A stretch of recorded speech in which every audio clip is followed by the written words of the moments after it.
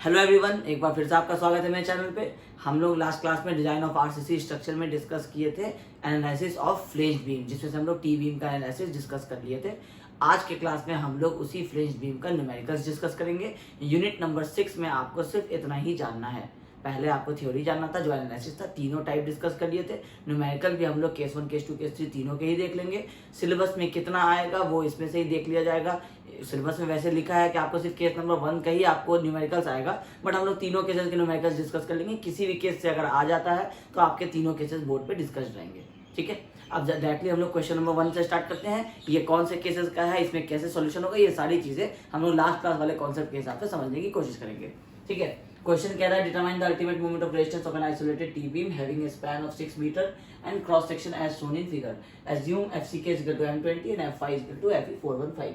कह रहा है ultimate moment of resistance find out कीजिए आइसोलेटेड टी बीम में। ये कंडीशन आपको इसमें दिया हुआ है। ये चीज एक आपको ध्यान रखना है, क्योंकि अगर आइसोलेटेड नहीं होगा तो इसका मतलब है कि ये आपको कनेक्टेड होगा। आगे कोई और भी आपका इस तरह से एक बीम होगा, इस तरह से कोई ऐसा कंडीशन बना रहेगा, तो ये होगा आपको कंटिन्यूअस। और जब आइसोलेटेड लिखा हुआ है तो इसका मतलब है कि ये आपको सिंगल एक टी बीम कहीं पे आपसे बना रहे हैं। ठीक है, अदरवाइज जब स्लैब के साथ रहेगा तो वो फिगर भी या तो दिया रहेगा, उससे समझ में आ जाएगा, या नहीं तो लिखा रहेगा कंटिन्यूअस टी बीम। तो कंटिन्यूअस टी बीम भी रहेगा तो मतलब है कि इसके बाद कुछ और मीटर के स्पैन पे एक दूसरा ये कुछ एल मीटर होगा, जिसपे आपको दूसरा भी एक और बीम आ रहा है। ठीक है, खैर ये अभी आपका कंसर्न नहीं है। आपको क्वेश्चन में दे दिया है कि आपका आइसोलेटेड है, तब आप सिंगल टी बीम के हिसाब से एनालिसिस करेंगे। अब ये क्यों करते हैं ये समझ में आ जाएगा। Having a span of 6 metre, span आपको 6 मीटर का है, मतलब है कि ये जो बीम है इसका टोटल जो लेंथ है ये इफेक्टिव 6 मीटर है, कुछ और नहीं लिखा हुआ है तो ये इफेक्टिव लेंथ ही होगा। और क्रॉस सेक्शन यहाँ जो आपको सारा डायमेंशन दिया हुआ है। अब इसमें आपको बी एफ और बी डब्ल्यू करके मेंशन नहीं दिया हुआ है, ये आपको डायरेक्टली यहाँ पे दे दिया है 300 mm। ये आपको पता है कि ये वेब का विड्थ है तो मतलब ये बी डब्ल्यू हो गया। ये आपको फ्लेंज होता है, इसका विड्थ है, तो ये आपको बी एफ हो गया। ये सारी चीजें आपको खुद ध्यान रखना पड़ेगा। बहुत लोग होंगे जिनको ये वेब का बी डब्ल्यू टर्म और ये बी एफ टर्म फ्लेंज का ये ध्यान नहीं रहेगा, तो जब आप फॉर्मूला में लिखेंगे तो ये टर्म कौन से हैं, 300 ले लेंगे कहीं आप बी एफ में और 1000 ले लेंगे बी डब्ल्यू में, तो आपका फिर वहां पे एरर हो जाएगा। तो इसलिए आपको ये सारे टर्म्स जो है ये क्लियर होने चाहिए कि ये आपका फ्लेंज कहलाता है, ये हम पहले ही बता दिए हैं, और ये आपका वेब कहलाता है। तो जब वेब की बात होती है तो W आता है तो BW हो जाता है, जब फ्लेंज की बात होती है तो F आता है तो BF हो जाता है। ठीक है, अब आपको यहाँ सारा साइज दिया हुआ है और M20 और Fe415 दिया हुआ है। अब हम इसका सबसे पहले हमको सॉल्यूशन करके निकालना है ultimate moment of resistance. Ultimate moment of resistance निकालने के लिए हम लोग डिस्कस किए थे कि पहले हम लोगों को न्यूट्रल एक्सिस पता होना चाहिए, और न्यूट्रल एक्सिस पता करने के लिए पहले आपको देखना होगा कि केस कौन सा हो रहा है, केस 1 हो रहा है, केस 2 हो रहा है या केस 3 हो रहा है। तो ये चीज पता करने के लिए आपको डेप्थ ऑफ फ्लेंज तो आपको दिया हुआ है 120 mm, ये DF है। अब आपको सबसे पहले ये निकालना है कि आपका जो न्यूट्रल एक्सिस है वो इसके अंदर लाई करता है या बाहर लाई करता है, तभी डिसाइड होगा कि केस 1 है या केस 2 या 3 है। अब ये करने के लिए आप सबसे पहले क्या एज्यूम करेंगे, आप सबसे पहले एज्यूम करेंगे जो गिवन कंडीशन पहले लिख देते हैं। गिवन कंडीशन है हम लोग का कि आपको आइसोलेटेड टीवी में स्पैन है, आपको span L is equal to 6 metre और आपको M20 है और Fe415 है। ये तीनों चीज आपको गिवन है। अब आपको आइसोलेटेड टी बीम कह रहा है तो आपको सबसे पहले क्या करना है कि आपको एज्यूम करना है कि आपका XU जो है वो लेस देन आपका DF ही होगा। ये अभी आप एजम्पशन लेके चल रहे हैं, अभी करेक्ट होगा या नहीं ये यहाँ से समझ में आ जाएगा ये केस 1 में हो रहा है या नहीं हो रहा है। तो XU लेस देन DF को हम लोग केस 1 करते थे, ये केस 1 आपको लिखना नहीं है, हम आपको सिर्फ समझा रहे हैं। आपको सिर्फ यहाँ तक लिखना है कि assume XU is less then DF, ये आपका सबसे पहला स्टेप होगा। अब आप केस 1 में इसको मान के चलते हैं, तो केस 1 में आपको XU निकालने के लिए क्या होता था 0.87 FY AST divided by 0.36 FCK BF। अब ये BF क्या है, width of flange. Isolated T beam है, मतलब ये टोटल विड्थ है आपको 1000 mm का। इफेक्टिव विड्थ ऑफ फ्लेंज कितना होगा, जो आपको इस टी बीम में आपको मोमेंट ऑफ रेजिस्टेंस देने के काम आएगा, वो आपको पहले ये नहीं पता है, ये BF आपको निकालना पड़ेगा। ये ध्यान रखना है, क्योंकि आपको जब ये 1000 mm का है और ये आइसोलेटेड टी बीम देकर के आपको डायमेंशन शो कर रहा है, तो ये डायमेंशन से पूरा और ये डायमेंशन में से कितना पोर्शन है जो आपको इस फ्लेंज में आपको अपना हेल्प करेगा आपके एनालिसिस में, ये आपको निकालना पड़ेगा। तो आप यहाँ पे निकालेंगे इफेक्टिव विड्थ ऑफ फ्लेंज सबसे पहले, क्योंकि आपको ये BF अननोन है, ये 1000 नहीं लेना है। इफेक्टिव विड्थ ऑफ फ्लेंज अब यहाँ पे आपको काम आता है कि आपका आइसोलेटेड टी बीम लिखा था, तो आइसोलेटेड टी बीम के लिए जो फॉर्मूला था वो था आपको एल नॉट, सॉरी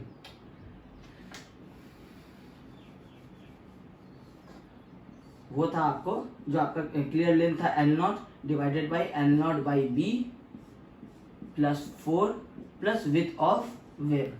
अब आपको एल नॉट पता है क्योंकि आपको इसमें दिया हुआ है कि आपका स्पैन जो है ये 6 मीटर का है, तो मतलब ये जो टोटल लेंथ है ये आपका 6 मीटर का है, तो ये आपको सॉल्व हो गया हो जाएगा एमएम में। अगर हम लोग सॉल्व करें तो 6000 divided by 6000 divided by B क्या है टोटल विथ ऑफ रेंज, आपको निकालना है बी एफ। ये एक्चुअली बी एफ नहीं हुआ, ये टोटल 1000 गिवन है, तो इसमें से जो आप इफेक्टिव निकालिएगा वो हो जाएगा आपका बी एफ।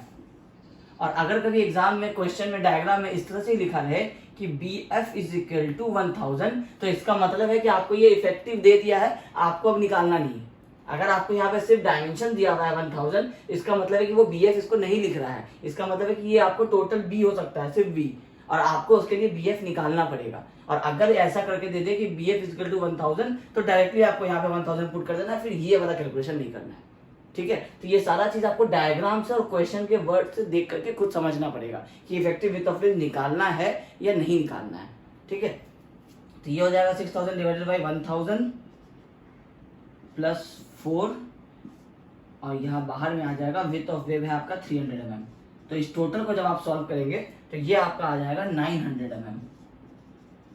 मतलब अब आपका इस 1000 जो आपका टोटल बी था, इसमें से आपका जो ये 50 mm आपका हेल्प नहीं करेगा, ये 50 mm हेल्प नहीं करेगा, बीच का जो ये आपको 900 mm है ये आपको हेल्प करेगा आपके कैलकुलेशन में। तो अब यहाँ पे आप पुट करेंगे 900 mm,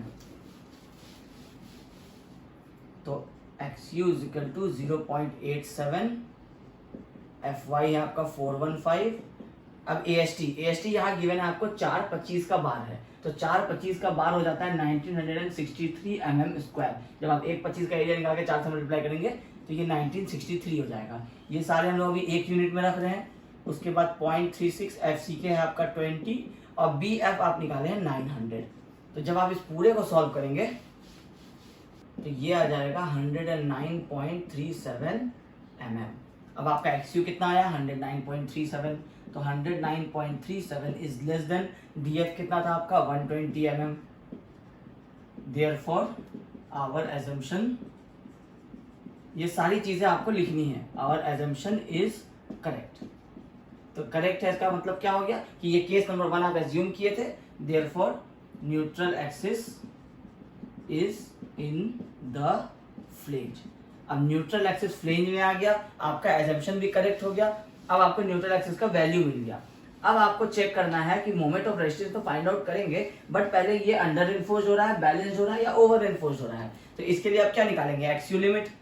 अब एक्सयू लिमिट आपको Fe415 के लिए क्या हो जाएगा 0.48 इंटू डी आपको क्या है, ये तो इफेक्टिव यहाँ से आपको दिखा रहा है एनफोर्समेंट के बॉटम तक आपको 600। हो सकता है एग्जाम में आपको ये डॉटेड लाइन नहीं रहेगा, आपको सिर्फ इस तरह से रहेगा। तो आपको ये एक चेक कर लेना है नॉर्मल आई से कि ये आपको बॉटम से ऊपर दिखा रहा है, तो इसका मतलब है कि ये 600 आपका रेनफोर्समेंट के सेंटर तक है। अदरवाइज अगर आपको ये स्केल रख करके अगर ये लाइन इस लाइन से फ्लश कर जाता है तो मतलब ये आपका टोटल है, ऐसा कंफ्यूजन भी आपको कर सकता है। तो इसमें हम लोगों को दिख रहा है कि ये आपका 600 mm इफेक्टिव डी है, तो 0.48 इंटू 600 ये आ जाता है 287.4 के आसपास। तो आपको XU है 109.37, तो therefore XU is less than XU limit. अब therefore the section is under reinforced.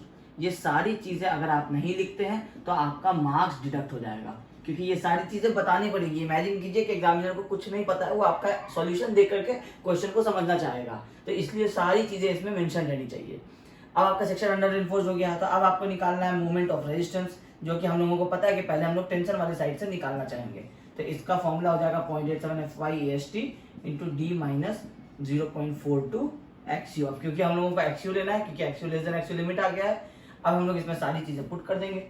0.87 FY 415 AST 1963 into D है आपका 600 माइनस 0.42 इंटू 109.37।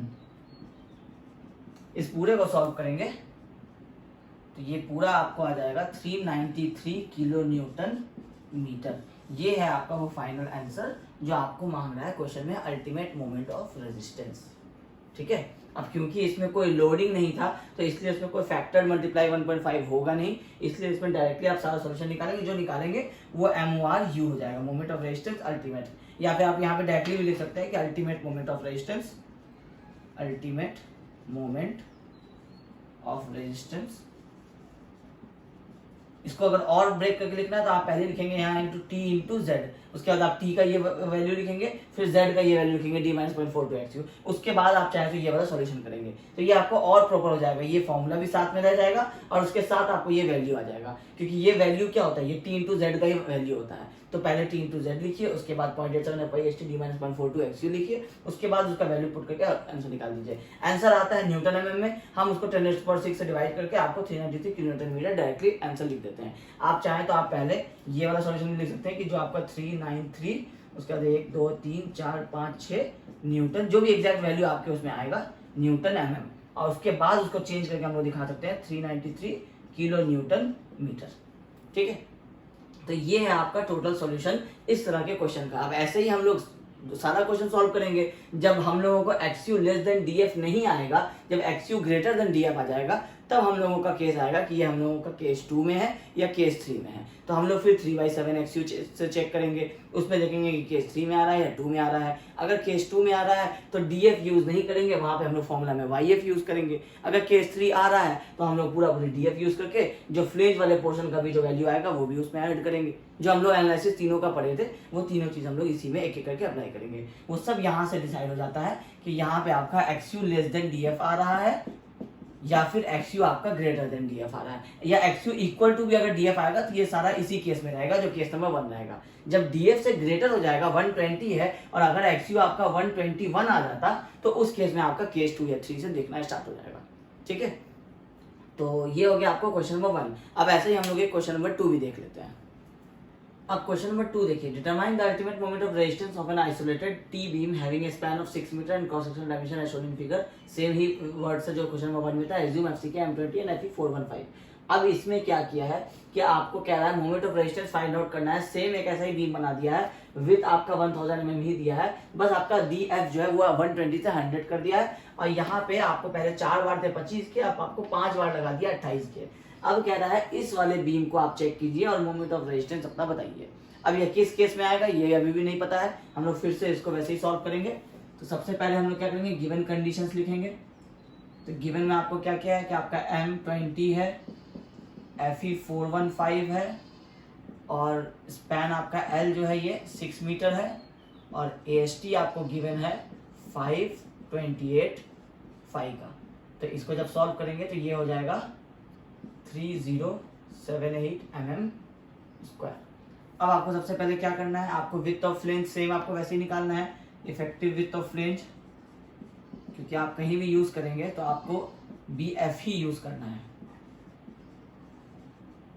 इसको हम लोग यहाँ दे देंगे BF।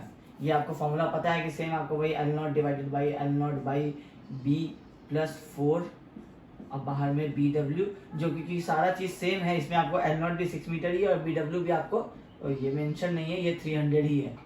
तो इस केस में आपको ये फिर से आ जाएगा 900 mm। तो हम लोगों का BF पता चल गया हम लोगों को कि BF is equal to 900 mm। ये हम लोगों का इफेक्टिव विड्थ ऑफ फ्लेंज निकल गया। अब हम लोग क्या करेंगे, सबसे पहले हम लोगों को XU निकालना है, तो हम लोग इसके लिए क्या करेंगे, एज्यूम करेंगे कि assuming XU is less then DF। ये हम आप सबसे पहले एज्यूम कर रहे हैं। अब DF हम लोगों को पता है कि 100 mm है, तो हम लोगों को पहले XU निकालना है। जब लेस देन एज्यूम कर रहे हैं, इसका मतलब है कि हम लोग यूज करेंगे XU के लिए formula 0.87 FY AST divided by 0.36 FCK BW, sorry BF। तो ये हो जाएगा 0.87 into FY415 AST 3078 divided by 0.36 into FCK 20 और BF है आपका 900। तो ये आ जाएगा आपको अप्रोक्सीमेटली 171.5 mm। अब XU आपका कितना आया 171.5, ये किससे ग्रेटर है, डेप्थ ऑफ फ्लेंज से। अब आपका ये केस नंबर 1 नहीं रहा, अब या तो ये 2 होगा या 3 होगा। यहाँ पे आपका ये जो एजम्पशन आप लिए थे assuming XU is less than DF, ये आपका रॉन्ग हो गया। Therefore our assumption that XU is less than DF is wrong। अब जब एजम्पशन रॉन्ग है तो इसका मतलब है कि आपको अब या तो 2 में होगा या 3 में होगा। तो आप क्या करेंगे, यहाँ से फिर एज्यूम करेंगे कि अब हम लोग एज्यूम करते हैं कि आपका जो न्यूट्रल एक्सिस लाई करता है, ये आपका T है, इसमें दो तरीके से लाई कर सकता है। या तो लाई कर सकता है कि आपका जो न्यूट्रल एक्सिस है वो इतना दूरी पे है कि आपका ये जो 3/7 XU आएगा, ये आपका न्यूट्रल एक्सिस है XU, तो 3/7 XU आपका इसके अंदर आ रहा है। तो और दूसरा केस या तो ये हो सकता है कि आपका ये जो न्यूट्रल एक्सिस है ये इतना नीचे आ रहा है कि इसका जो 3/7 भी आप करेंगे तो ये इसके बाहर आएगा। तो दोनों केसेस में पर्पस क्या है, पहले हम लोग लिखते थे XU लेस देन DF, अब XU ग्रेटर देन DF तो एज्यूम होगा, लेकिन उसमें कौन सा केस एज्यूम होगा, तो इसको कहते हैं हम लोग जिसमें आपका ये जो 3/7 जो XU है, ये 3/7 XU, ये जब आपका फ्लेंज के नीचे आता है तो मतलब आपका जो फ्लेंज होता है ये फुल्ली स्ट्रेच्ड होता है आपको पैराबोलिक, मतलब सॉरी रेक्टेंगुलर। लेकिन जो आपका जब ऐसा लाई करता है कि ये जो 3/7 XU है ये आपका थोड़ा सा फ्लेंज में इतने डिस्टेंस पे लाई कर रहा है, तो इसका मतलब है कि ये वाला पोर्शन रेक्टेंगुलर स्ट्रेच से स्ट्रेच्ड है और ये वाला पोर्शन जो है ये आपका पैराबोलिक पोर्शन से स्ट्रेच्ड है। तो इसका मतलब है कि ये नॉन लीनियर है। ये होता है लीनियरली स्ट्रेच्ड, ये होता है नॉन लीनियरली स्ट्रेच्ड, क्योंकि इसमें आपको दो तरह का शेप है, एक रेक्टेंगुलर शेप का भी स्ट्रेस है, एक पैराबोलिक शेप का भी स्ट्रेस है। तो ये हम लोग डिस्कस किए थे केस नंबर 2, जबकि बुक्स में ये केस नंबर 3 दिखाता है। पहले हम लोग ये डिस्कस करते हैं और ये हम लोग बोर्ड पे डिस्कस किए, बाद में ये हो गया हम लोगों का केस नंबर 3। इसलिए आपको कहीं भी सॉल्व करते समय केस नंबर 1, 2 और 3 नहीं लिखना होता है, क्योंकि वो हर बुक में अलग अलग हो सकता है। ठीक है, तो अब हम इसमें क्या लिखेंगे, जो हमारा एजम्पशन होगा वो क्या होगा, तो हम लोग लिखेंगे देयरफॉर अज्यूमिंग, अब हम लोग फिर से अज्यूम करेंगे कि केस 1 रॉन्ग हो गया, तो assuming that the flange is linearly stretched. पहले हम लोग लीनियर का चेक करेंगे, मतलब केस नंबर 3 को हम लोग पहले चेक करेंगे।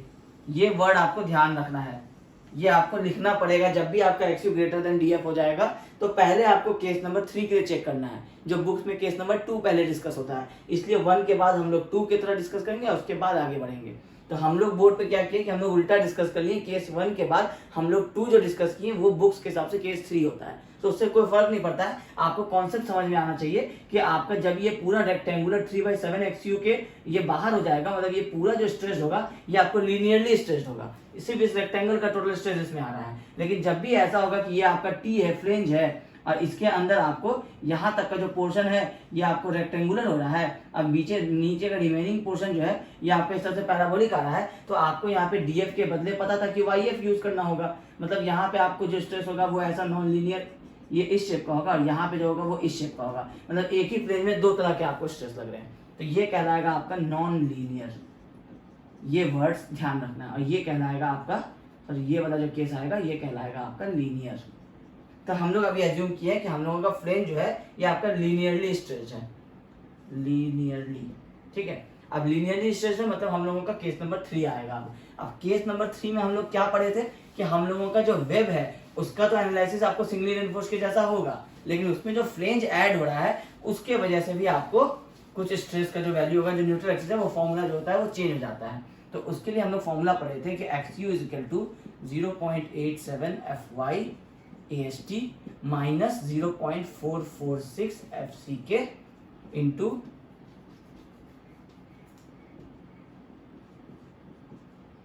आपको BF आपका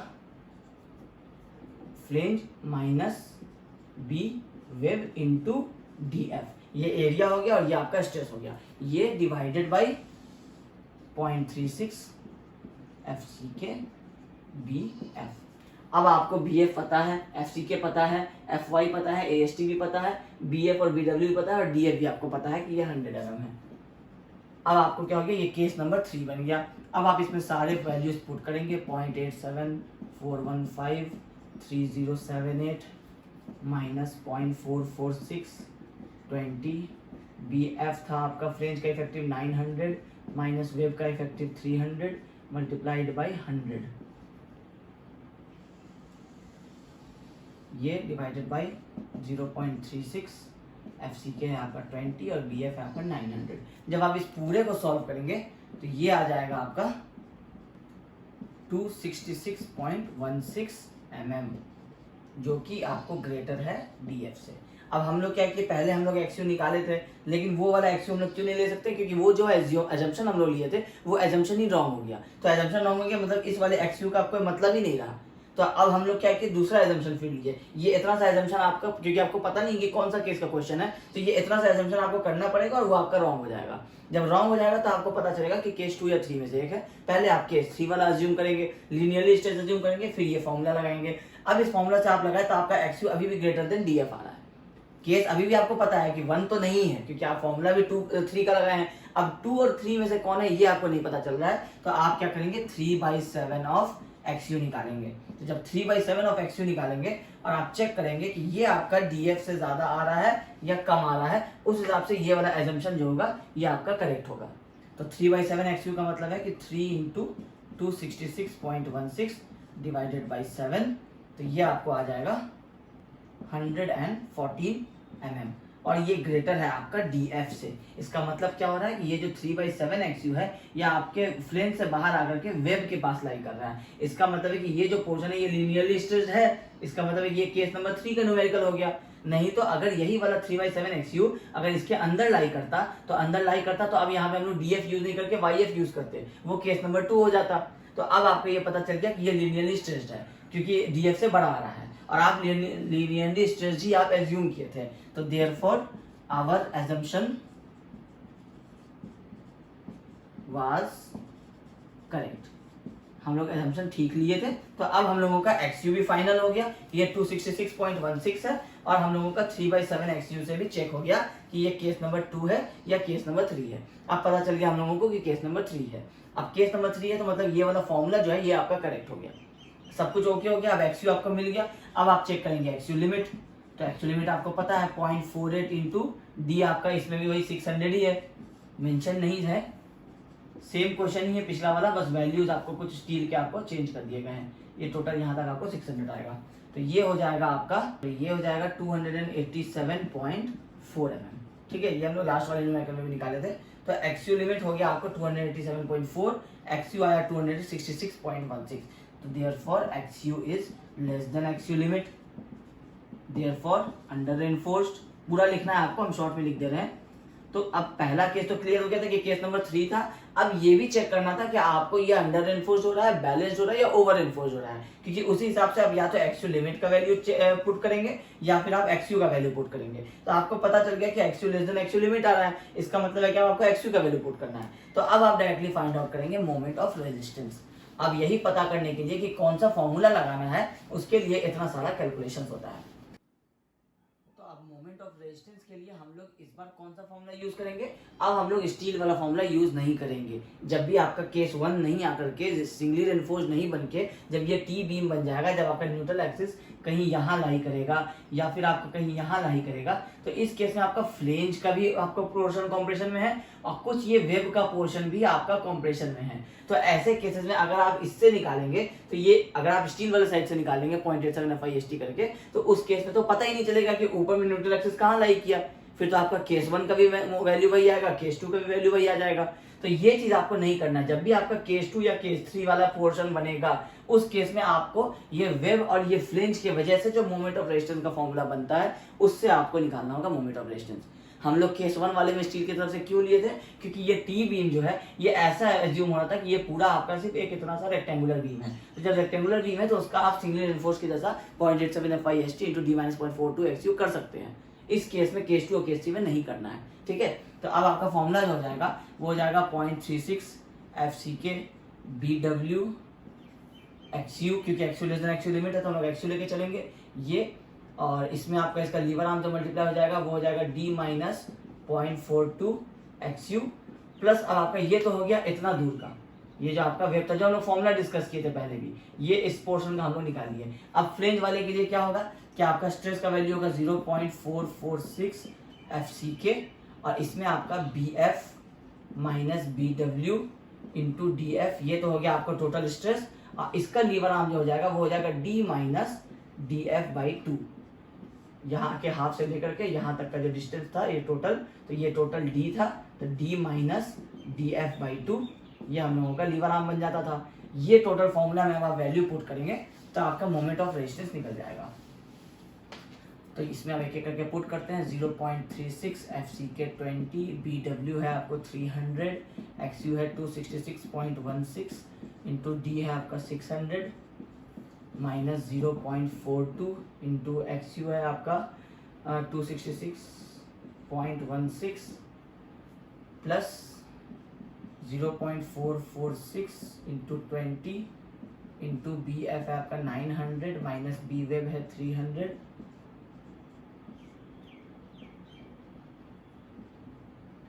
इंटू DF है आपका इस क्वेश्चन में 100 इंटू D है आपका 600 माइनस 100/2 मतलब 50, तो ये हो जाएगा टोटल 550। इस पूरे को सॉल्व कीजिएगा तो न्यूटन mm में आएगा आंसर, उसको हम लोग डायरेक्टली किलोमीटर मीटर में लिख देते हैं।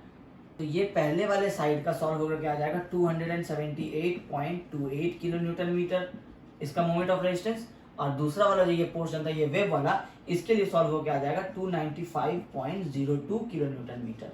अब आप देखिए कि आपका ये फ्लेंज वाला पोर्शन को जब आप सॉल्व करते हैं सिर्फ इस पॉइंट के ये वाले को x.42 XU तक, तो इसका मोमेंट ऑफ रेजिस्टेंस 278 है। मतलब ये जो आपका टोटल है ये वाला पोर्शन ये आपका 278 किलोमीटर मीटर दे रहा है, और आपका 295 का किलोमीटर मीटर का रेजिस्टेंस आपका इस वाले पोर्शन का है। मतलब इस वाले पोर्शन से ज्यादा आपका फ्लेंज का जो ये एक्स्ट्रा पोर्शन था ये आपका मोमेंट ऑफ रेजिस्टेंस दे रहा है। इसलिए आपका इस वाले फॉर्मूला से आपका ये निकालना इंपॉर्टेंट हो जाता है। जब आप 0.87 FY वाले से निकालेंगे तो आपका वैल्यू जो होगा वो आपको इस वाले वैल्यू से कम आएगा। ठीक है, तो ये टोटल आपका हो जाता है 576.3 किलो न्यूटन मीटर। ये है आपका फाइनल मोमेंट ऑफ रेजिस्टेंस। यही आपको क्वेश्चन में पूछ रहा था। तो आपको क्वेश्चन में आपके सिलेबस में आपको सिर्फ मोमेंट ऑफ रेजिस्टेंस वाले ही क्वेश्चंस आएंगे, या फिर आपको इफेक्टिव विड्थ ऑफ फ्लेंज का ऑब्जेक्टिव आ सकता है। क्योंकि आपको डिजाइन के क्वेश्चंस अभी टीवी में इसलिए नहीं आएंगे क्योंकि वो बहुत डीप हो जाएगा, उसमें अभी और भी बहुत सारे कॉन्सेप्ट्स हैं जो आपको IAS कोड के प्रोविजंस है वो आपको समझाने होंगे। तो वो सारी चीजें क्योंकि आपके सिलेबस में IAS कोड अलाउड नहीं होता है, इसलिए आपका डिजाइन का क्वेश्चन इस पोर्शन का आपका नहीं बनेगा।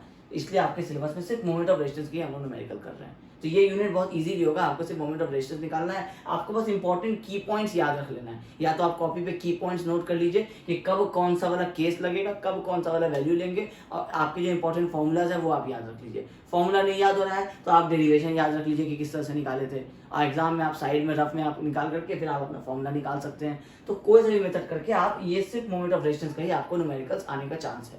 ठीक है, तो ये हो गया आपका क्वेश्चन नंबर 2। इसमें हम लोग यूज किए थे केस नंबर 3। पिछले वाले क्वेश्चन में हम लोग यूज किए थे केस नंबर 1। अब हम लोग एक ऐसा ही सिमिलर क्वेश्चन देखते हैं, उसमें केस नंबर 2 अप्लाई होगा, लेकिन कब और कैसे अप्लाई होगा वो हम लोग देख लेंगे। ठीक है, अब क्वेश्चन नंबर 3 देखिए, सेम क्वेश्चन है। Determine the ultimate moment of resistance of an isolated T beam having a span of 6 metre and cross sectional dimensions as shown in the figure, assume FCK M20 and FY 415। आपको सारे चीजें same दी हुई, वापस से आपको ये जो आपका DF है वो 120 mm कर दिया है, और आपका ये जो स्टील है ये इस बार आपको 525 mm का यूज किया हुआ है। क्योंकि बेसिकली क्वेश्चन का टाइप्स यही रहेगा, इसमें आपको या तो फिगर दिया रहेगा या तो फिगर नहीं दिया रहेगा, और आपको डायमेंशंस यही क्वेश्चन में दिया रहेगा कि BF is equal to this much, BW is equal to this much, और फिगर आपको उससे खुद बनाना पड़ेगा। तो कोई सा भी केस हो सकता है। हम लोग इजी के लिए अभी एक ही टाइप के न्यूमेरिकल्स लेके चल रहे हैं जिसमें तीनों अलग अलग केस आएगा। ठीक है, अब आपको इसमें स्टील चेंज होगा तो हम ST यहाँ पे शॉर्ट में लिख दिए। ये ST आपको दिया हुआ नहीं रहेगा, ये आपको खुद से निकालना पड़ता है। फिर से मोमेंट ऑफ रेजिस्टेंस निकालना है, सेम कॉन्सेप्ट, फिर से टाइम वेस्ट नहीं करते हैं। गिवन कंडीशंस आपको पता है कि M20 है, FE 415 है, AST आपको गिवन है 2454 mm², और आपको स्पैन है 6 मीटर का, L इक्वल टू 6 मीटर। फिर से हम लोगों को इफेक्टिव विड्थ ऑफ फ्लेंज निकालने की जरूरत नहीं है, डायरेक्टली लिख देते हैं इफेक्टिव विड्थ ऑफ फ्लेंज। आपको निकालना है कॉपी में, क्योंकि हम लोग अभी थर्ड क्वेश्चन लगातार सेम कर रहे हैं तो हम लोगों का रिपीट हो रहा है, इसलिए हम लोग डायरेक्टली यहाँ पे वैल्यू लिख दे रहे हैं 900 mm, क्योंकि सेम कॉन्सेप्ट है। तो आपको पता है कि आपको L0/L0/B+4 प्लस BW करना है, और आपको यही 900 निकल करके आ जाएगा। ठीक है, इफेक्टिव विड्थ निकल गया। अब आप क्या करेंगे, सबसे पहले XU less then DF assume करेंगे, जो आप केस 1 में करते थे।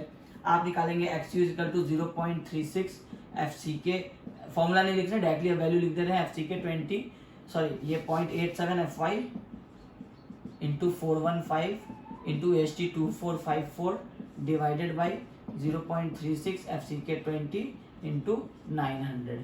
आप इसको सॉल्व करेंगे तो एक्स यू आ जाएगा आपका 136.73 mm।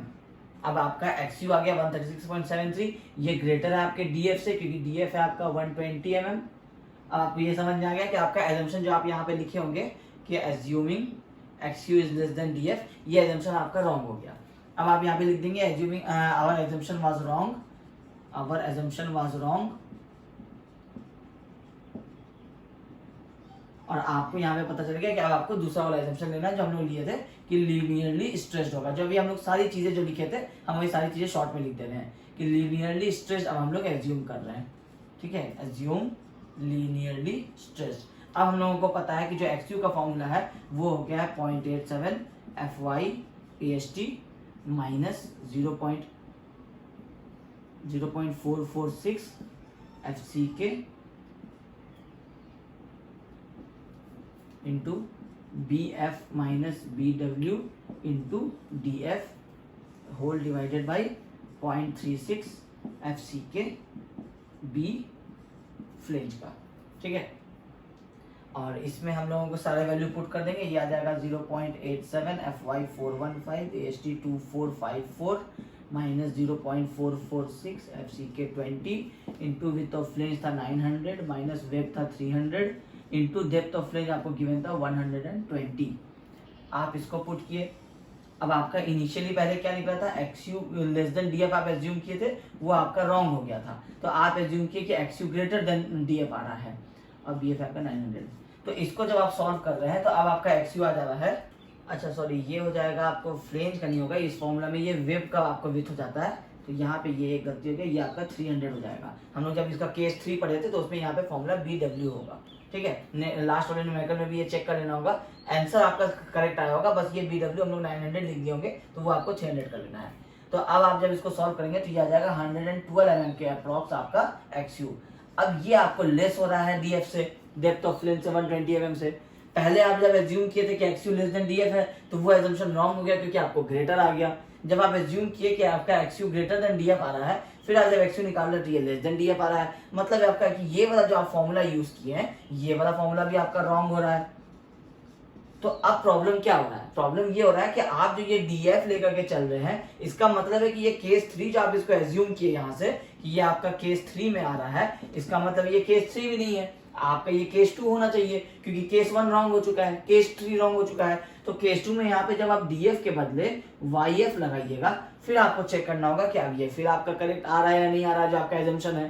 तो अब आपको यही वाला सेम फॉर्मूला, अब आपको यहाँ भी आपका एजम्पशन रॉन्ग हो गया, फिर से आप एज्यूम करेंगे कि now putting Y F in place of D F, मतलब अब आपको डेप्थ ऑफ फ्लेंज की जगह पे इफेक्टिव डेप्थ ऑफ फ्लेंज लेना है। Now putting Y F in place of D F. तो वाई एफ का फॉर्मूला क्या होता था, 0.15 X U plus 0.65 D F, ये फॉर्मूला होता था। आपको ये वाला वाई एफ ही अब आपको फॉर्मूला में पुट करना है। अब वाई एफ का एग्जैक्टली आप न्यूमेरिकल वैल्यू नहीं निकाल पाइएगा, क्योंकि वाई एफ के फॉर्मूला में भी आपको एक्स यू यूज होता है, लेकिन आप इसको इस तरह से सॉल्व कर सकते हैं 0.15 एक्स यू प्लस आपका 0.65 ऑफ 120 आप निकाल दीजिएगा, तो ये हो जाएगा आपका 78। तो आप यहाँ पे लिख देंगे 78। अब ये आपका वाई एफ का वैल्यू हो गया है। अब आपको इसी को एक्स यू वाले फॉर्मूला में पुट करना है, और फिर से अब आपको चेक करके देखना है कि ये एक्स यू आपका ग्रेटर आना चाहिए, क्योंकि ग्रेटर होगा तभी आपका केस 1 रॉन्ग हुआ था। अब ग्रेटर में इसका मतलब ये केस 3 नहीं हो रहा है, मतलब बहुत ज्यादा नीचे नहीं है, कहीं यहाँ पे ही लाई कर रहा है, जिसका 3/7 आपको इसके अंदर आ जाएगा, यही वाला केस होगा। अब ये चीज आपको प्रूव करना है, तो प्रूव करने के लिए 0.87 एफ वाई आपको 415 AST 2454 minus 0.446 FC K 20 into B F minus B W 900 minus 300 equal to 600 into आपको यहाँ पे डी एफ के बदले अब आपको वाई एफ पुट करना है। ये वाई एफ हो जाएगा 0.15 एक्स यू प्लस 78। ठीक है, ये divided by 0.36 FC K 20 width of web 300। अब आपके पास ये टोटल क्या होगा, आप इसको सॉल्व करेंगे तो आपको ये एक्सयू के टर्म में आपको सारा बन के आ जाएगा। ये हो जाएगा आपको 0.36 इंटू 20 इंटू 300, ये सारा हो जाएगा 0.36 इंटू 20 इंटू 300, ये सारा multiplied by XU is equal to आपको ये वाला वैल्यू आ जाएगा 0.87 इंटू 415 इंटू 2454, ये पूरा न्यूमेरिकल वैल्यू आ जाएगा। माइनस में आपको ये एक आपका इक्वेशन बनता जा रहा है 0.446 इंटू 20 इंटू 600 इंटू 0.15 एक्सयू प्लस 78।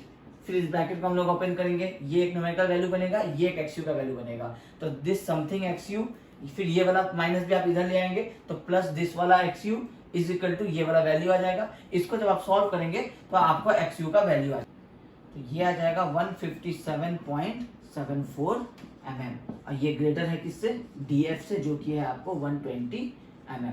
अब ये एजम्पशन आपका राइट हो गया, मतलब जैसे ही आप इफेक्टिव डेप्थ ये आप ले लेते हैं अब डीएफ के जगह पे, तो आपको ये वाला एजम्पशन राइट हो जाता है, एक्सयू आपका ग्रेटर हो जाता है डीएफ से। अब ये आपका फाइनल हो गया, मतलब आपको केस 2 यूज करना है और आपको वाईएफ ही यूज करना है, डीएफ यूज नहीं करना है।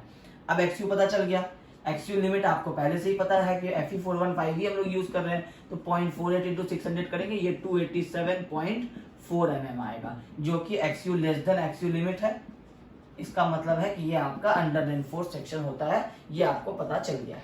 ठीक है, अब आपको निकालना है मोमेंट ऑफ रेजिस्टेंस। तो मोमेंट ऑफ रेजिस्टेंस, अच्छा इसके पहले आपको ये भी एक क्रॉस चेक कर लेना है कि ये जो आपका ग्रेटर देन डीएफ आ गया, तो अभी आप यहाँ पे वाईएफ तो यूज किए थे, बट आपको फिर भी दिखा देना है कि आपका जो 3/7 एक्सयू होता था, 3/7 एक्सयू, ये कितना हो जाता है, तो ये हो जाता है 3/7 ऑफ एक्सयू है 157.74, तो ये हो जाता है 67.6 mm, जो कि क्या है, डीएफ से कम है, क्योंकि डीएफ 120 है, इसका मतलब ये 3/7 एक्सयू कहीं यहाँ लाई कर रहा है और टोटल एक्सयू आपका यहाँ लाई कर रहा है। इसके बाद आपका कॉम्प्रेसिव जोन नहीं है, यहीं तक आपका कॉम्प्रेसिव जोन खत्म हो जाता है, तो ये भी इससे आपको प्रूव हो गया।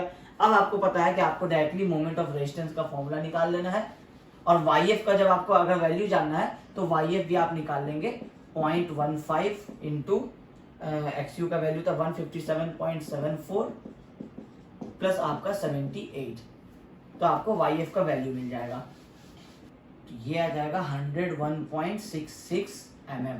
ये है आपका वो डेप्थ जो आपका इफेक्टिवली आपका स्ट्रेस को, जब आप इस पैराबोलिक वाले पोर्शन को जब आप लीनियर में कन्वर्ट करते हैं, एक इक्विवेलेंट ब्लॉक बनाते हैं, तो ये इफेक्टिव डेप्थ हो जाता है 101.66 mm। ये आपका कैलकुलेशन में आपका हेल्प कर रहा है, 120 आपका हेल्प नहीं कर रहा है। ठीक है, अब ये पता चल गया। अब आपको moment of resistance find out करना है। आपको फॉर्मूला सेम रहेगा जो आपका मोमेंट ऑफ रेजिस्टेंस केस 3 के लिए होता है, बस उसमें डीएफ की जगह पे वाईएफ आ जाएगा, तो ये हो जाएगा 0.36 FCK बी, ये बी हो जाएगा आपको फ्लेंज का एक्सयू, सॉरी ये आपको वेब का हो जाएगा, plus 0.446 FCK BF minus BW into YF, और उसके बाद लीवर आर्म इसका, सॉरी इसका भी यहाँ पे लीवर आर्म ऐड होगा, ये हो जाएगा D माइनस 0.42 XU, प्लस आपको ये हो जाएगा वैल्यू स्ट्रेस का, इसके साथ मल्टीप्लाइड होगा D माइनस YF/2। ठीक है, अब आप जब इस पूरे को सॉल्व करेंगे, इसमें वैल्यू आप पुट कर देंगे 0.36 FCK 20 BW 300 into XU 157.74 multiplied by D 600 minus 0.42 XU है 157.74। ये पूरा एक टर्म हो गया यहाँ से यहाँ तक। इसमें आप ऐड कर देंगे 0.446 FCK 20 multiplied by width of flange 900 minus 300 multiplied by YF जो आप निकाले हैं, ये निकाले 101.66 मल्टीप्लाइड बाई डेप्थ है आपका 600 माइनस 101.66 डिवाइडेड बाई 2, और इस पूरे को जब आप सॉल्व कीजिएगा तो आपको मोमेंट ऑफ रेजिस्टेंस निकल के आ जाएगा। तो ये पहला वाला टर्म आ जाएगा 182.07 किलो न्यूटन मीटर, और दूसरा वाला टर्म आ जाएगा, ये वाला सॉल्व करेंगे तो 299.47 किलो न्यूटन मीटर। तो ये आपका हो जाएगा 481.54 किलो न्यूटन मीटर। ये आपका आ जाएगा मोमेंट ऑफ रेजिस्टेंस आपका इस सेक्शन का। यही आपको क्वेश्चन में पूछा था, लेकिन आपको ये नहीं पता था कि ये केस 1 में आएगा, केस 2 में आएगा, केस 3 में आएगा। आपको ये तीनों चीज़ चेक कर लेना है। उसके बाद आपको फाइनल जो आपका एक्सयू हो जाएगा, और जब ये केस 2 आएगा तो आपको YF निकाल लेना है। YF पहले आपको इनिशियली एक्सयू के टर्म में रहेगा, उससे आप एक्सयू निकाल लीजिए। फिर जब एक्सयू निकल जाएगा तो उसको पुट करके आप YF निकाल लीजिए। फिर इस YF को यूज करते हुए आप इस न्यूमेरिकल में जब पुट कीजिएगा तो आपका मोमेंट ऑफ रेजिस्टेंस आ जाएगा। वैल्यू थोड़ा आगे पीछे हो सकता है, किसी का 298.78 आएगा, ये वाला वैल्यू 181.82 इस तरह से कुछ आएगा। वो इसलिए क्योंकि हम लोग न्यूमेरिकल का एग्जैक्ट वैल्यू नहीं लेते हैं, हम लोग राउंड फिगर में लिख देते हैं। जब आप इसको एग्जैक्टली सॉल्व कीजिएगा तो ये जो भी नियर फिगर आएगा वही आपका एग्जैक्ट आंसर हो जाएगा। ठीक है, तो इस तरह से आपको फाइंड आउट करना है moment of resistance T beam के केस में। जब भी आपका क्वेश्चन होगा, आपको ये तीनों केसेस में से कौन सा केस है ये आपको चेक कर लेना है।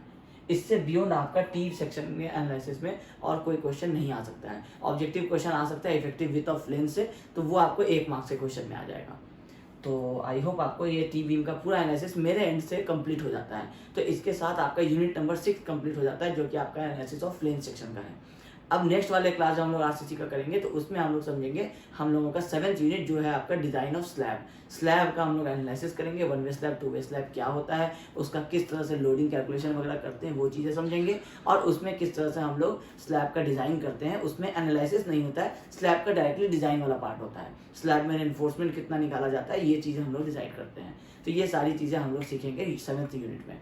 तो आई होप आपको आज के क्लास में ये सारी चीज़ें समझ में आ गई होंगी। अगर ये वीडियो पसंद आया है तो इस वीडियो को ज़रूर लाइक कीजिएगा। Thank you.